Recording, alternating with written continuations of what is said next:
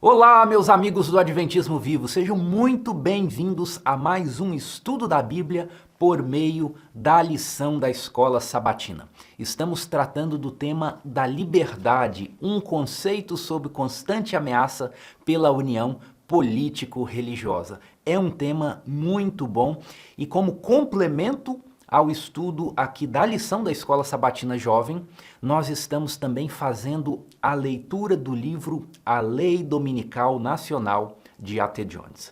Você sabe do que trata esse livro?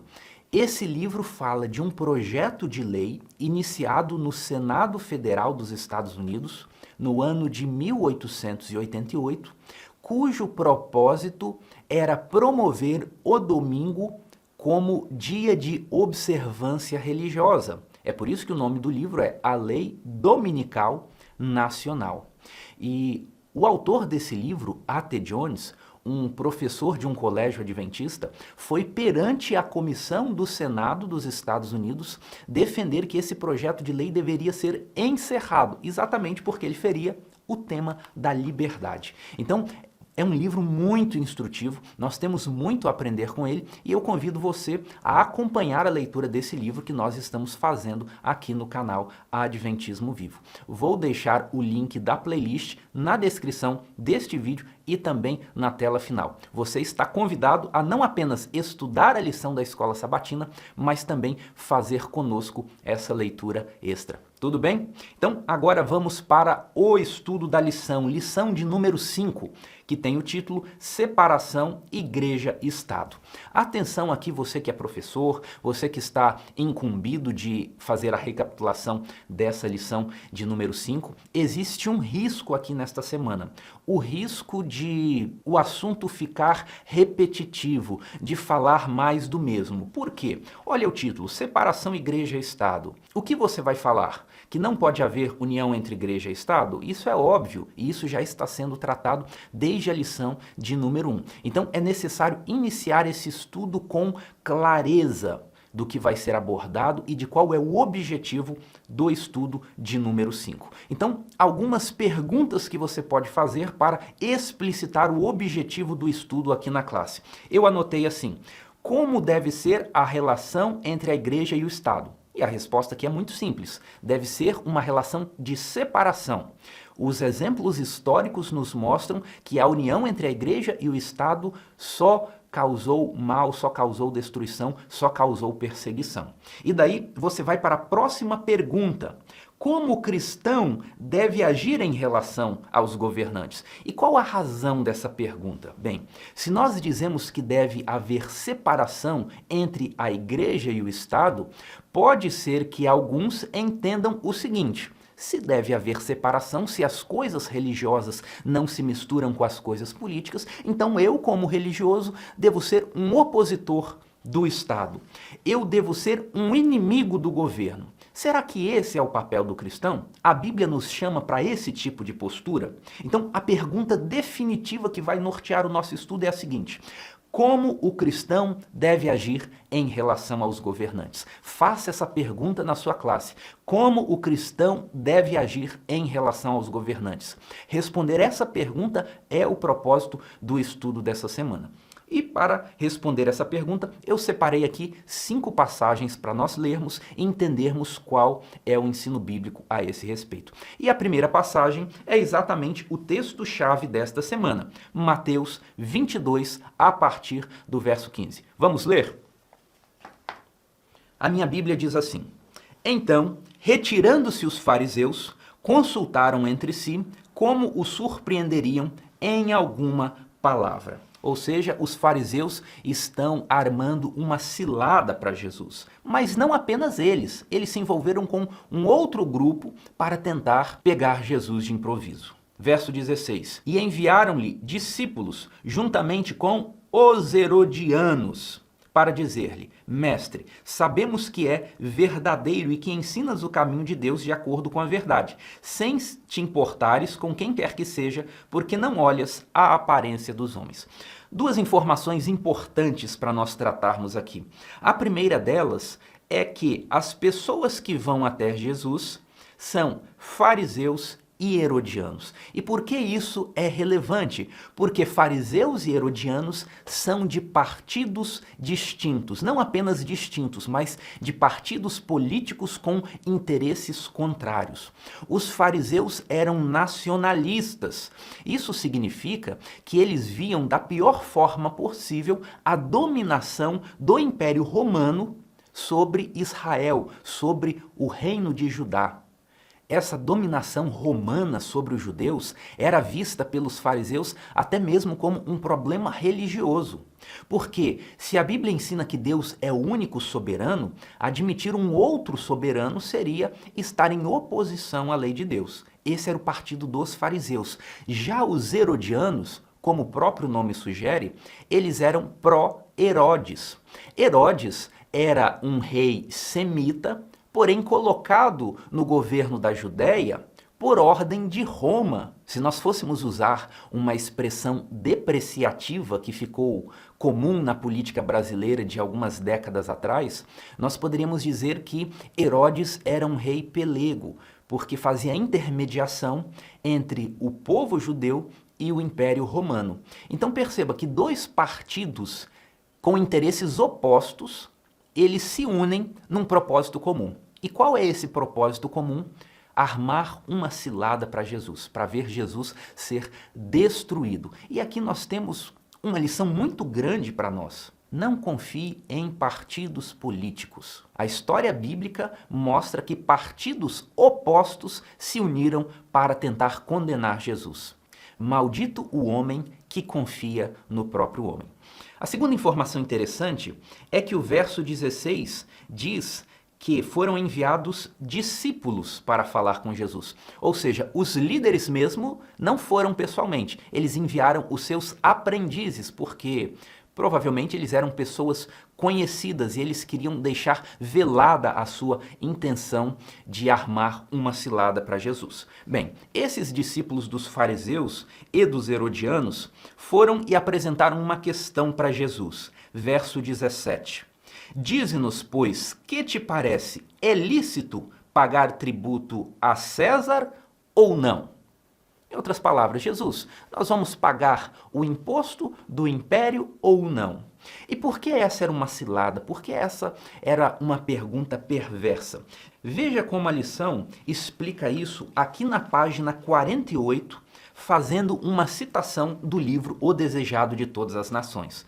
Diz assim: os espias, ou seja, os discípulos que foram enviados para perguntar a Jesus, os espias esperavam que Jesus respondesse diretamente à questão, de uma ou de outra maneira. Se ele dissesse não é lícito dar tributo a César, seria levado às autoridades romanas e preso por despertar rebelião. Ou seja, se Jesus dissesse que não era necessário pagar tributo, ele seria um inimigo do Estado e provavelmente seria preso por isso. Agora, ao contrário, se declarasse ser lícito pagar o tributo, planejavam acusá-lo perante o povo como contrário à lei divina. E isso é o que eu expliquei no início. Os fariseus interpretavam que a submissão política constituiria o outro povo, o outro reino, como um soberano concorrente com Deus. E, portanto, seria uma forma de idolatria, seria uma forma de quebrar a submissão a Deus como o único soberano. Então, se Jesus respondesse sim ou não, ele cairia na cilada armada. Mas como Jesus respondeu? Com muita sabedoria, com a sabedoria divina, ele diz assim no verso 18. Jesus, porém, conhecendo-lhes a malícia, respondeu: por que me experimentais? Ou seja, Jesus sabia que era uma cilada. Por que me experimentais, hipócritas? Mostrai-me a moeda do tributo. Trouxeram-lhe um denário. E ele lhes perguntou: de quem é esta efígie e inscrição? Responderam: de César. Então lhes disse: dai, pois, a César o que é de César e a Deus o que é de Deus. Meus irmãos, o que nós podemos aprender com este relato de Jesus? Bem, o ensino mais óbvio é que nós, como cristãos, como povo de Deus, devemos pagar tributos. Essa é uma exigência legítima à luz da Bíblia. E alguém poderia dizer, mas isso não é óbvio? Talvez cada vez menos óbvio. Por quê? Tem crescido muito o movimento de que imposto é roubo. Esse movimento questiona a legitimidade do Estado. E como esse movimento tem se espalhado e crescido muito, tem sido defendido por muitos influencers, pessoas de prestígio na mídia, essa forma de pensamento acaba sendo absorvida pelos cristãos. Mas o ensinamento de Jesus é que nós devemos pagar os tributos. Esse é um ensinamento agradável? Não. Especialmente num país como o nosso, como o Brasil, que tem uma das cargas tributárias mais altas do mundo. O que nós, como cristãos, vamos fazer? Vamos nos insurgir contra isso? Vamos fazer protestos? Vamos fazer xingamento contra os políticos? Não. O que Jesus nos ensinou é que, de maneira submissa, vamos pagar o que as autoridades dizem para pagar. E falar isso é revoltante para muitos, mas é o ensino de Jesus. Ele é difícil de aceitar, ele exige abnegação, mas foi Jesus quem ensinou dessa forma. Também desse texto, nós retiramos o princípio da separação entre a igreja e o Estado, porque Jesus diz, dai a Deus o que é de Deus e dai a César o que é de César. Ou seja, as coisas de Deus devem ser separadas das coisas do Estado, das coisas do governo. E aqui nesse ponto alguém poderia falar assim, ora, se as coisas de Deus devem ser separadas das coisas do Estado, então o cristão deve ser um anarquista? O cristão deve ser daquele entendimento filosófico e político de rejeitar toda forma de autoridade e toda forma de governo, sendo um anarquista? Não. Esse não é o ensino bíblico. E nós vamos ver isso de maneira mais aprofundada, lendo aqui o nosso próximo texto, Romanos, capítulo 13. Diz assim, todo homem esteja sujeito às autoridades superiores, porque não há autoridade que não proceda de Deus, e as autoridades que existem foram por ele instituídas. Veja esse verso como é significativo.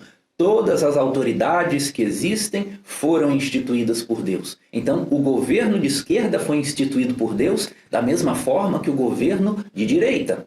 O governo comunista foi permitido por Deus da mesma forma que o governo capitalista. Nós poderíamos estender essa lista. O governo ditatorial foi permitido por Deus da mesma forma que o governo libertário. O governo liberal foi permitido por Deus da mesma forma que o governo conservador. Porque o verso diz que não há autoridade que não proceda de Deus. E as autoridades que existem foram por ele instituídas. Ou seja, nenhum governo sobe e nenhum governo cai sem a permissão de Deus. O livro de Daniel diz que é Deus quem institui reis e é Deus quem derruba reis. Quando Nabucodonosor foi reduzido à condição de um animal, ele só recobrou o seu juízo quando reconheceu que o Altíssimo tem domínio sobre os reinos dos homens e os dá a quem quer. Então todo soberano, todo governante deste mundo sobe ao poder com a permissão de Deus. E agora verso 2. De modo que aquele que se opõe à autoridade resiste à ordenação de Deus, e os que resistem trarão sobre si mesmos a condenação. Verso 3. Porque os magistrados não são para temor quando se faz o bem, e sim quando se faz o mal. Queres tu não temer a autoridade? Faze o bem e terás louvor dela. Aqui nesse verso é importante nós fazermos o destaque para a palavra magistrados. O verso 3 diz assim, porque os magistrados não são para temor. Aqui no Brasil, quando nós falamos magistrados, nós estamos nos referindo a um juiz, a um desembargador, a um membro do poder judiciário. Porém, aqui o sentido não é tão restrito como a palavra no português moderno sugere. Quando o verso 3 fala dos magistrados, ele não está falando especificamente de um juiz, de um membro do poder judiciário, mas a qualquer forma de autoridade. Parece que a tradução aqui da versão Almeida, ela se inspirou no magistrado romano da Roma Antiga, que exercia sim funções judiciais, mas não era apenas um juiz de direito, né? Então, o magistrado aqui é qualquer forma de autoridade. E o sentido do que Paulo está dizendo aqui é o seguinte: você não precisa viver com medo da autoridade. Por quê? Porque foi Deus que instituiu a autoridade. Você só vai ter medo da autoridade, como regra geral, se você fizer o que é mal, porque a autoridade foi instituída por Deus para punir os malfeitores. Verso 4. Visto que a autoridade é ministro de Deus para o teu bem. E aqui é importante destacar essa expressão, a autoridade é ministro de Deus, porque a palavra usada aqui como ministro é diáconos. Sim, a mesma palavra que deu origem a diácono, aquele cargo da igreja. Então, a maneira como Paulo está se expressando é o seguinte: visto que a autoridade é diácono de Deus para o teu bem. Em que sentido a autoridade é um diácono de Deus para o nosso bem? A autoridade garante a ordem pública, garante a segurança. Claro que em muitos casos essa garantia falha, essa garantia é precária, mas de modo geral a autoridade mantém a ordem, mantém a paz pública. E aqui é interessante nós pararmos para pensar também numa discussão um pouco mais aprofundada, numa discussão filosófica, que é a seguinte: qual a origem da legitimidade do Estado? Por que nós deveríamos reconhecer as autoridades públicas? E ao longo da história, muitos filósofos de diferentes correntes deram tentativas de respostas a essa pergunta. O mais famoso dele é Jean-Jacques Rousseau, que a gente estuda lá no ensino médio. Ele é chamado de contratualista, ele fala do contrato social, ou seja, todas as pessoas no início da sociedade conferiram legitimidade a uma autoridade. Bem, essa explicação faz sentido, mas quando nós lemos Romanos 13, a explicação é outra. A explicação é: a legitimidade do Estado provém de Deus. É Deus que constitui a autoridade para que o mundo funcione assim. E agora, indo ainda mais profundo, vamos falar isso rapidamente. Se você gosta de filosofia, você vai lembrar certamente da teoria das categorias. E olha que interessante o raciocínio que nós vamos fazer agora. Deus na Bíblia, ele se expressa como rei. O Pai é chamado de rei. Jesus vai se assentar no trono. Jesus vai receber o reino. Esse reino tem capital. Esse reino tem exército, porque Jesus é chamado de Senhor dos exércitos. Então perceba que a forma com que a divindade se expressa na Bíblia é uma forma de Estado, é uma forma de reino. Então, se o ser humano foi criado à imagem e à semelhança de Deus, também é natural que as relações humanas se expressem na forma de governo, na forma de Estado. Portanto, a legitimidade do Estado, segundo essa visão, ela está enraizada na própria essência do ser humano, que reflete o ser de Deus, a manifestação em forma de reino, em forma de Estado. Vamos continuar aqui a leitura do verso 4. Visto que a autoridade é ministro, é diácono de Deus para o teu bem. Entretanto, se fizeres o mal, teme, porque não é sem motivo que ela traz a espada, porque é ministro de Deus, vingador para castigar o que pratica o mal. Então, quando a autoridade pública está punindo o malfeitor, ela está exercitando um poder, uma faculdade que foi confiada por Deus a ela. Verso 5 agora, muito importante. É necessário que lhe estais sujeitos, não somente por causa do temor da punição, mas também por dever de consciência. E aqui nesse verso 5 nós vamos nos demorar um pouco mais. Compreenda como é profundo e significativo essa ideia de que nós devemos nos sujeitar às autoridades, que nós devemos obedecer às autoridades, não apenas por medo, não apenas pelo receio da punição. O verso 5 diz assim no final: mas também por dever de consciência. E eu anotei aqui alguns exemplos que eu gostaria de refletir com vocês. Pense no caso da legislação de trânsito. Aquela regra que regula a velocidade com que o veículo deve estar na pista. Como a maioria de nós se comporta? Eu vou aqui andar mais devagar porque existe um radar de velocidade ali na frente. E eu quero ficar dentro da velocidade permitida porque eu não quero levar uma multa, eu não quero ser autuado. Essa ação, ela foi baseada em qual princípio? No princípio do medo, no princípio do receio da punição. Mas o que o texto de Romanos está ensinando? Está ensinando que o motivo das nossas ações deve ser a consciência de cumprir a lei, a consciência de obedecer o governante. Por quê? Porque o governante é ministro de Deus.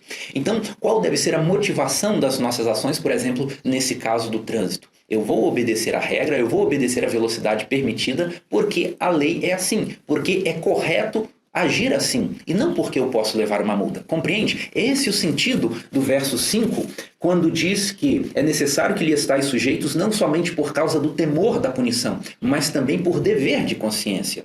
E, claro, eu entendo, muitas das regras que existem são regras que nós achamos ou irrazoáveis, ou que precisam ser atualizadas, ou que não correspondem ao que nós achamos justo ou devido, mas não é essa a discussão que está na Bíblia. A discussão é que nós devemos nos submeter às autoridades porque esta é a ordem de Deus, essa é a vontade de Deus, porque a autoridade atua como ministro de Deus. Outro exemplo que eu anotei aqui, isso aí tem relação com as regras do direito ambiental. Vamos supor que você precise limpar um terreno, derrubar algumas árvores, e sempre existe aquele receio assim, eu preciso fazer, mas a legislação ambiental proíbe, ou permite, mas sob certas condições, sob um certo processo.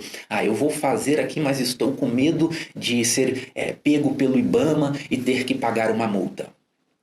Romanos capítulo 13 está ensinando que não deve ser assim que os cristãos baseiam o seu comportamento, não deve ser assim que os cristãos tomam decisão, agir por receio da punição, receio da multa, receio de ser fiscalizado. Não. Os cristãos devem agir por dever de consciência, devem agir com base na convicção da lei, do que é certo e do que é errado. Esse é o mesmo raciocínio para colar na prova. Por que um cristão não deve colar na prova? Seja ele um estudante infantil, seja ele um estudante da universidade ou da pós-graduação.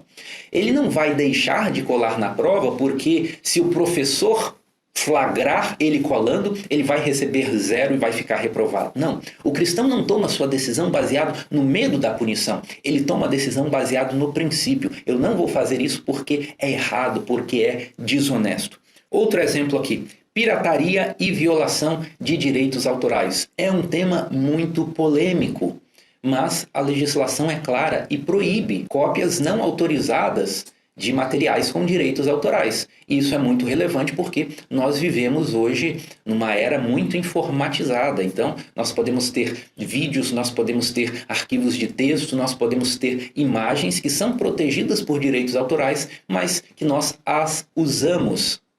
E qual deve ser a postura do cristão? Eu tenho aqui, mas eu não sei se eu mantenho, porque pode ser que eu receba um flagrante da Polícia Federal. Não, não é assim que o cristão pensa. O cristão age por dever de consciência. Se é errado, então eu não vou praticar. Esse é um ensinamento bíblico. É um ensinamento duro, é um ensinamento rígido, mas é o que está escrito na Bíblia. Vamos continuar aqui no verso 6. Por esse motivo também pagais tributos, porque são ministros de Deus, atendendo constantemente a esse serviço. Verso 7. Pagai a todos o que lhes é devido, a quem tributo, tributo, a quem imposto, imposto, a quem respeito, respeito, a quem honra, honra.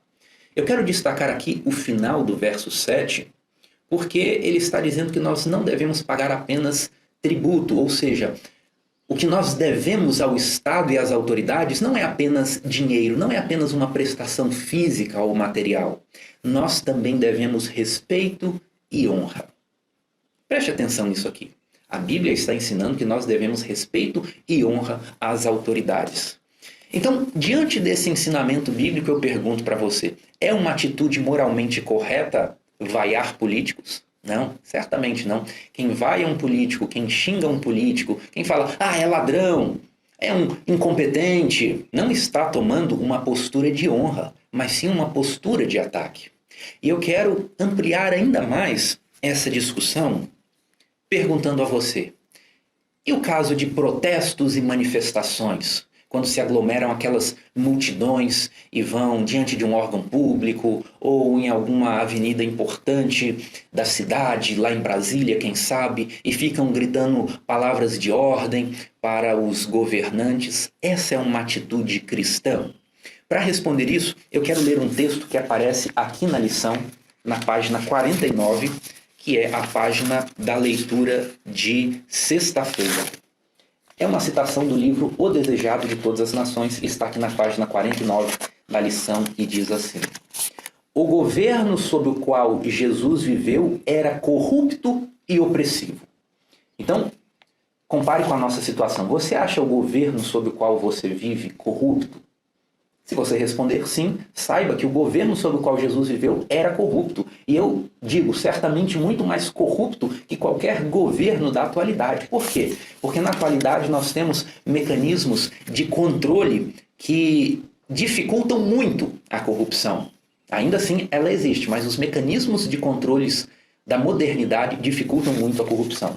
O governo sob o qual Jesus viveu era corrupto e opressivo. Havia abusos por todo lado, extorsões, intolerância e crueldade. Apesar disso, o Salvador não tentou fazer uma reforma civil. Jesus não se envolveu em reforma civil. Jesus não se envolveu em criação de leis. Jesus não se envolveu em criação de políticas públicas. Jesus não tentou reformar aquilo que estava podre e corrompido na sua época. E o texto continua: não atacou nenhum abuso nacional, nem condenou os inimigos da nação. Jesus não atacou nenhum abuso nacional. Jesus tinha muitos seguidores e ele podia falar para aquelas milhares de pessoas que estavam vendo suas pregações: vocês viram o que Herodes está fazendo? Vocês viram como ele superfaturou a ordem pública? Vocês viram como Herodes desviou o dinheiro da merenda das crianças? Jesus poderia fazer isso. Ele tinha um auditório qualificado. Sem ele dizer nada disso, as pessoas quiseram proclamá-lo rei. Mas Jesus em nenhum momento atacou os abusos e as corrupções do seu tempo. Isso é uma grande lição para nós. Nós não fomos chamados para sermos ativistas políticos. Nós não fomos chamados para atacar as autoridades constituídas, ainda que elas estejam em erro, ainda que elas estejam envolvidas em corrupção. O texto continua assim: Jesus não interferiu na autoridade nem na administração dos que estavam no poder. Aquele que foi nosso exemplo permaneceu afastado dos governos terrestres. Jesus permaneceu afastado dos governos terrestres, afastado de apoiar, afastado de criticar, afastado de se revoltar. Jesus não falava de assuntos políticos e ele era o nosso exemplo. Aquele que foi nosso exemplo permaneceu afastado dos governos terrestres. E aqui eu relembro de outro texto que eu mencionei em lições passadas, que diz assim: o Senhor quer que seu povo esqueça e enterre as questões políticas. Você não foi chamado para ser analista político. Você não foi chamado para comentar o governo do prefeito, do governador, do presidente. Você não foi chamado para se manifestar sobre o comportamento de um deputado, de um senador, não. Você foi chamado para anunciar o reino de Deus, anunciar o evangelho. A mensagem que a lição aqui está trazendo muito forte para nós é: não se envolva com política. Por quê? O texto continua aqui: aquele que foi nosso exemplo permaneceu afastado dos governos terrestres, não porque fosse indiferente às aflições das pessoas, mas porque o remédio não consistia em medidas meramente humanas e externas. Para ser eficiente, a cura deve atingir a própria pessoa, individualmente, e regenerar o coração. E qual que é esse remédio que dá a cura definitiva e regenera o coração? É o evangelho. Portanto, se você quer uma sociedade melhor, não invista seu tempo, seu dinheiro e sua energia em política, em apoio a um candidato, em filiação com um partido. Invista seu tempo, seu dinheiro e sua energia na pregação do evangelho, na expansão do reino da graça de Deus nesse mundo, porque esse é o remédio definitivo, é isso que resolve, é isso que traz a verdadeira cura para o indivíduo e para as nações. E alguém poderia perguntar então, com base em Romanos capítulo 13, significa então que nós devemos obedecer irrestritamente às autoridades? Significa que nós devemos fazer tudo que os governantes ou que a lei manda fazer? Não necessariamente. E aqui nós temos uma cláusula de exceção que está registrada na Bíblia, no livro de Atos, em Atos capítulo 5, verso 29. Vamos ver essa passagem. Então Pedro e os demais apóstolos afirmaram: antes importa obedecer a Deus do que aos homens. O contexto da passagem é a proibição de que Pedro e os demais apóstolos fizessem pregações públicas, especialmente no templo. Então, que tipo de regra é essa que as autoridades criaram aqui? Uma regra que viola a consciência, que viola a liberdade religiosa.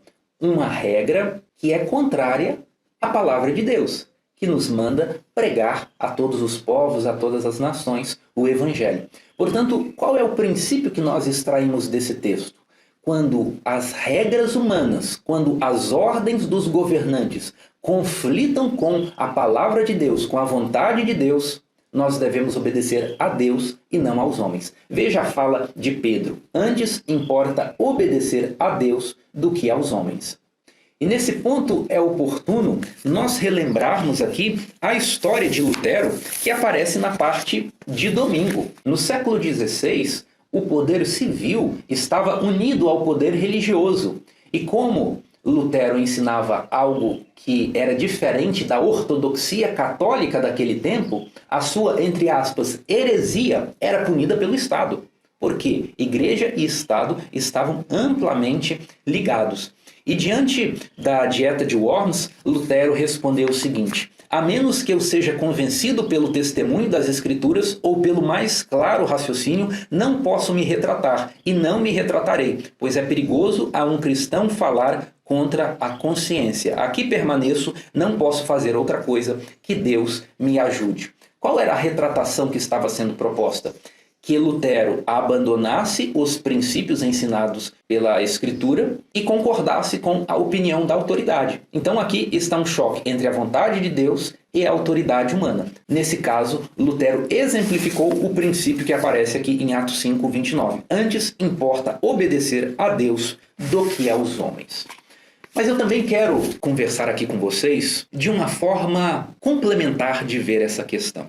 Do que eu estou falando? Nós fizemos a pergunta: então quer dizer que o cristão deve obedecer irrestritamente às ordens do governante e do Estado? E nós já vimos que não, quando elas conflitam com a vontade de Deus. Mas há algo mais que nós podemos fazer quando nós vemos as autoridades em confronto com a palavra de Deus. E eu me refiro aqui a algo que eu anotei como a via do convencimento. Sabe, quando a legislação não está de acordo com os princípios da justiça, com os princípios da vontade de Deus, a solução não é apelarmos para a via da violência, para a via da difamação, para os xingamentos. Não, nós devemos apelar para a via do convencimento, demonstrando racionalmente que aquela lei, que aquela ordem está contrária aos princípios da justiça e da razão. É exatamente isso que estava acontecendo lá em 1888 com a Lei Dominical Nacional, o livro de que nós falamos no início e que nós estamos lendo. Havia um projeto de lei para promover o domingo como dia de observância religiosa. O que os adventistas do sétimo dia fizeram? Fizeram passeatas, cercaram o Senado para fazer pressão, para intimidar as autoridades? Não. Os adventistas solicitaram falar perante a comissão do Senado e expor argumentos. E sabe o que é interessante? Nesse livro, A Lei Dominical Nacional, a T. Jones fala que o trabalho que ele fez no Senado, perante a comissão do Senado, não era suficiente. Era necessário instruir toda a população a respeito da liberdade, a respeito dos direitos de consciência, a respeito da limitação do Estado em interferir nas crenças mais profundas do indivíduo. E nós precisamos aprender com esse comportamento dos pioneiros. Dentro do nosso âmbito de influência, nós temos de ser pessoas que espalham a ideia da liberdade, que espalham os princípios da justiça. Deixe-me dar um exemplo. Eu me formei em Direito em uma universidade federal. E como trabalho de conclusão de curso, como monografia, eu escrevi um projeto tratando da liberdade de expressão e mais especificamente da liberdade de expressão para tratar de assuntos religiosos, para evangelizar, para pregar. E por que eu fiz isso? Porque as universidades federais, elas são mais inclinadas a valores de esquerda e tendem a ver na liberdade de expressão uma ameaça. É por isso que a liberdade de expressão muitas vezes é chamada de discurso de ódio. Então, ali na minha monografia, eu procurei demonstrar que a liberdade religiosa, ela só pode ser considerada como algo real e verdadeiro se ela for acompanhada da possibilidade de expressar, da liberdade de expressão para falar de qualquer ideia religiosa, ainda que ela implique em condenar as crenças religiosas do outro e costumes da sociedade, a exemplo da homossexualidade, a exemplo do aborto e de outros temas sensíveis. Por que eu estou compartilhando isso com você? Para ilustrar que no âmbito da nossa vida comum nós podemos de alguma forma disseminar os valores da liberdade. Se você é um aluno e está numa universidade, numa faculdade de direito, você pode tomar um caminho semelhante ao meu. Da mesma forma, se você é um jornalista ou se você está estudando jornalismo, comunicação, você pode fazer da liberdade uma pauta. Quanto mais esse assunto for comentado, mais as pessoas serão convencidas. E uma sociedade convencida da liberdade reflete também em parlamentares que vão respeitar o valor da liberdade. De alguma forma, no seu âmbito de atuação, você deve espalhar o valor da liberdade, o valor da justiça e também os valores bíblicos.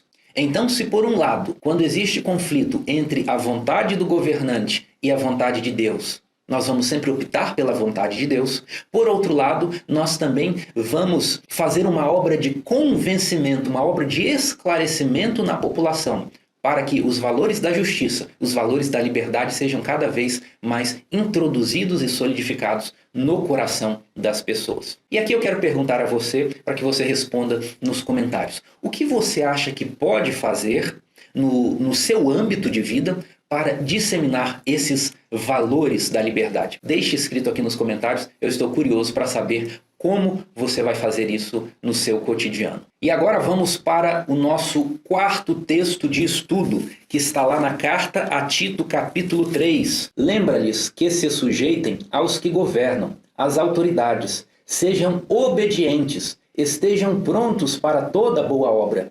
Não difamem a ninguém, nem sejam altercadores, mas cordatos, dando provas de toda cortesia para com todos os homens. Esse texto de Tito está trabalhando ideias que nós já vimos aqui. Ideias de que nós devemos nos sujeitar aos governantes, que nós devemos ser obedientes. A novidade que eu quero destacar está no verso 2. Ela diz assim: não difamem a ninguém. Isso significa que nós não devemos falar mal de políticos, não devemos falar mal de governantes. Mais do que isso, o verso 2 continua assim: nem sejam altercadores, mas cordatos, dando prova de toda cortesia para com os homens. Nós não devemos ser altercadores, nós devemos agir sempre com cortesia para com todos os homens, sem exceção. O que é ser um altercador?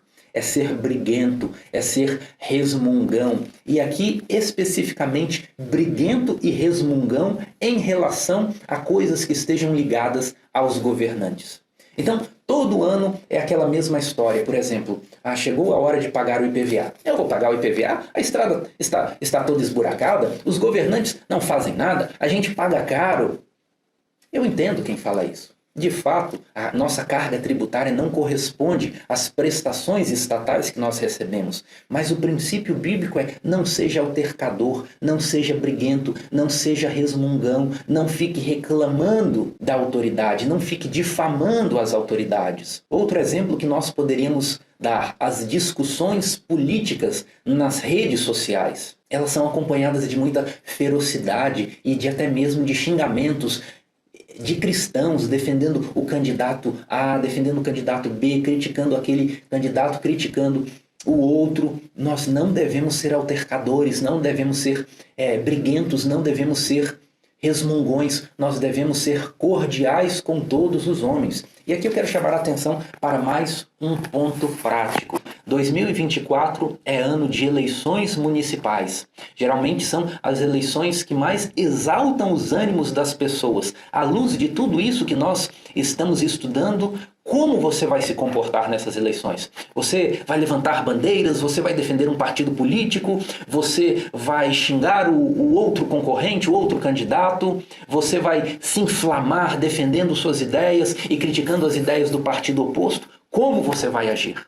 A Bíblia ensina a não sermos altercadores, a não nos envolvermos em discussões políticas, a enterrarmos todas as questões políticas e sermos cordiais. Se for falar de um candidato, que fale dos seus pontos elogiáveis, mas não se envolva em brigas políticas. Lembre-se, Jesus não chamou a você para ser um comentarista político, nem para ser um ativista. Jesus chamou você para ser um pregador do Evangelho. Esses conceitos que nós estudamos aqui precisam ter uma repercussão prática na nossa vida individual, nos aspectos mínimos da nossa vivência. E agora nós vamos para o nosso último texto. Está lá na Epístola de Paulo a Timóteo, capítulo 2, versos 1 e 2, e diz assim: Antes de tudo, pois, exorto que se use a prática de súplicas, orações, intercessões, ações de graça em favor de todos os homens. Agora veja o verso 2 que é mais específico. Em favor dos reis e de todos os que se acham investidos de autoridade, para que vivamos vida tranquila e mansa, com toda piedade e respeito. Veja esse conceito aqui. Nós devemos orar em prol dos governantes. E eu pergunto a você, você orou pelo Bolsonaro? Você está orando pelo Lula? E alguém pode dizer assim, não, mas eu não votei nele, eu não votei naquele, por que eu vou orar? Repare aqui que a Bíblia não está perguntando se você votou, porque nessa época nem havia eleição, né? Nessa época nós estamos numa monarquia. A Bíblia está falando, independente de se o governante governa de acordo com o seu desejo, independente disso, isso não está em pauta. Você deve orar pela autoridade. Por quê? Para que vivamos vida tranquila e mansa, com toda piedade e respeito. Sabe, o livro de Daniel diz que os anjos maus disputavam com os anjos bons as decisões que estavam na mente do rei. Então, o grande conflito também é uma luta pelo que está na mente dos governantes, pelas decisões que eles vão tomar. É por isso que nós devemos orar a Deus para que os governantes tomem as melhores decisões a fim de que nós vivamos uma vida mansa e pacífica. Então, para nós encerrarmos, qual é a lição prática que nós retiramos desse estudo aqui? Obedeça às autoridades, não por medo da punição, mas por um dever de consciência. Ore pelas autoridades, ore por essas novas eleições. E também, no âmbito da sua influência, ajude a espalhar os princípios do reino de Deus, os princípios da liberdade. Esse é o papel de um cristão. Nós somos chamados para isso, para orar, para interceder, para espalhar a justiça e a liberdade e principalmente para pregar o Evangelho, que é a única solução para todas as mazelas sociais e existenciais. Portanto, vamos nos empenhar nesses propósitos. Que Deus abençoe você e nos vemos no próximo vídeo. Até lá!